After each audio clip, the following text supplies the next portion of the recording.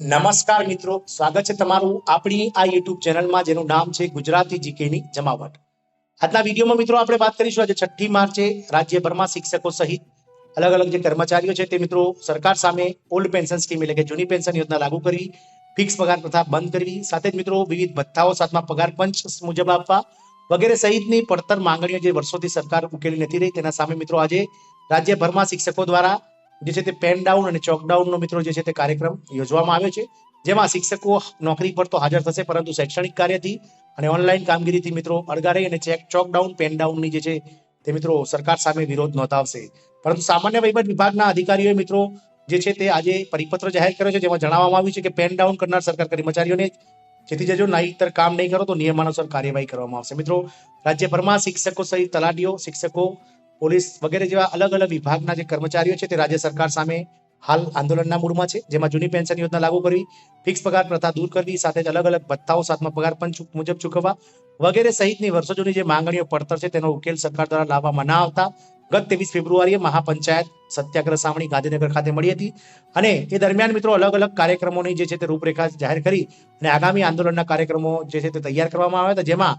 આજના દિવસે મિત્રો પેન ડાઉન નો કાર્યક્રમ રાખવામાં આવે છે, જેમાં શિક્ષકો દ્વારા પેન ડાઉન અને ચોક ડાઉન કરવામાં આવશે, જ્યારે અન્ય વિભાગના કર્મચારીઓ દ્વારા પેન ડાઉન જે છે તે કરવામાં આવશે. પેન ડાઉન એટલે કે કોઈ પણ જાતનું જે લેખિત કાર્ય છે તે લેખિત કાર્ય કરશે નહીં અને ઓનલાઈન કામગીરીથી તમામ કર્મચારીઓ જે છે તે અળગા રહેશે, ફક્ત ને ફક્ત કચેરીમાં હાજર રહેશે, સૂત્રોચ્ચાર કરશે, પરંતુ કોઈ પણ જાતનું શૈક્ષણિક કાર્ય અથવા તો સરકારી કામકાજમાં ભાગ લેશે નહીં. આથી સામાન્ય જે પ્રજા છે તેને મિત્રો હાલાકી ભોગવી શકે છે.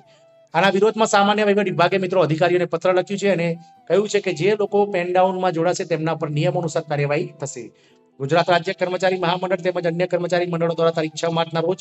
વિવિધ પડતર માંગણીઓને લઈને પેન ડાઉન, શટડાઉન, ચોક ડાઉન વગેરે કાર્યક્રમની જાહેરાત કરવામાં આવી હતી. જોકે તેને લઈને ગુજરાત સરકારના સામાન્ય વહીવટ વિભાગના ઉપસચિવ આદિત્ય દેસાઈ દ્વારા એક પત્ર જાહેર કરવામાં આવ્યું છે, જેમાં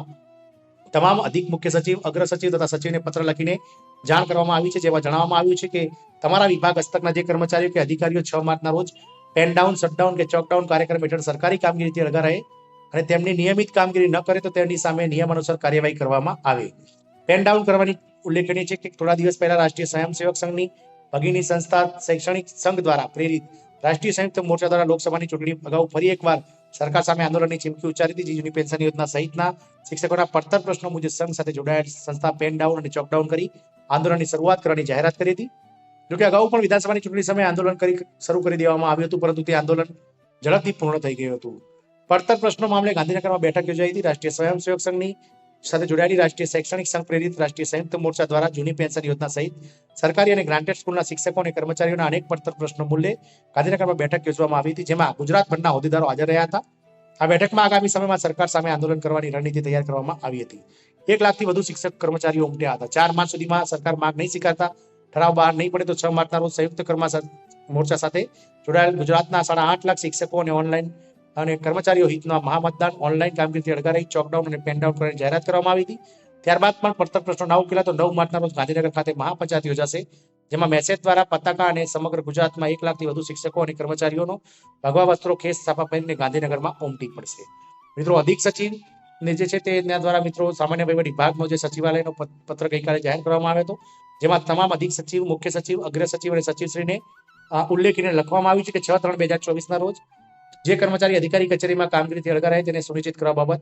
ઉપરોક્ત વિષય અન્વયે જણાવવાનું કે ગુજરાત રાજ્ય કર્મચારી મહામંડળ તેમજ અન્ય કર્મચારી મંડળો દ્વારા 6 માર્ચ 2024ના રોજ પેન ડાઉન, શટડાઉન, ચોક ડાઉન કાર્યક્રમો જાહેર કરવામાં આવેલ છે. આપના વિભાગ હસ્તકના જે કર્મચારીઓ અધિકારીઓ ઉક્ત કાર્યક્રમ હેઠળ 6/3/2024ના રોજ સરકારી કામગીરીથી અળગા રહે અને તેઓને નિયમિત કામગીરી ન કરે તેમની સામે નિયમ અનુસાર કાર્યવાહી હાથ ધરવા આજ્ઞા કરવામાં આવી છે. આવો જે છે તે મિત્રો આદિત્ય દેસાઈ ઉપસચિવ સામાન્ય વહીવટ વિભાગ દ્વારા પરિપત્ર બહાર પાડવામાં આવે છે. એટલે મિત્રો જે કર્મચારીઓ પેન ડાઉન, શટડાઉન, ચોકડાઉન કાર્યક્રમમાં ભાગ લેશે તેમના પર ચોક્કસથી કઈ કાર્યવાહી સરકાર કરશે. જય હિન્દ, અસ્તુ.